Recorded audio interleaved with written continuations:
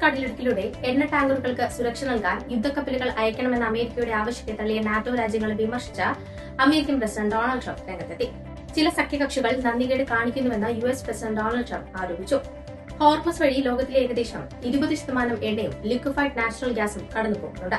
എന്നാൽ Iran drone ആക്രമണങ്ങളും കടൽ മൈനുകളും ഉപയോഗിച്ച ഈ വഴിയെ വലിയ തോതിൽ തടസ്സപ്പെടുത്തിയിരിക്കുകയാണ്.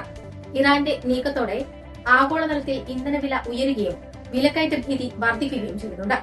ജർമ്മനി, സ്പെയിൻ, ഇറ്റലി എന്നീ രാജ്യങ്ങൾ യുദ്ധക്കപ്പലുകൾ അയക്കാൻ തൽക്ഷണം തയ്യാറല്ലെന്ന് അറിയിച്ചിരുന്നു.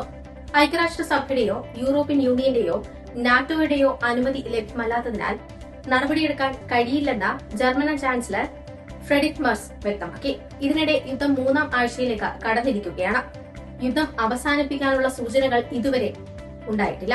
ഇസ്രായേൽ സൈന്യം ടെഹ്റാൻ നഗരത്തിലും ലെബനനിലെ ബെയ്റൂട്ട് നഗരത്തിലും ആക്രമണം തുടരുകയാണ്. കൂടാതെ UAEയിലെ ഫുജൈറയിലെ ഓയിൽ ഇൻഡസ്ട്രിയൽ സോണിൽ വീണ്ടും ഡ്രോൺ ആക്രമണം ഉണ്ടായിട്ടുണ്ട്. പുലർച്ചെയായിരുന്നു സംഭവം. അപകടത്തിൽ ആർക്കും പരിക്കേറ്റതായി റിപ്പോർട്ടുകളില്ല.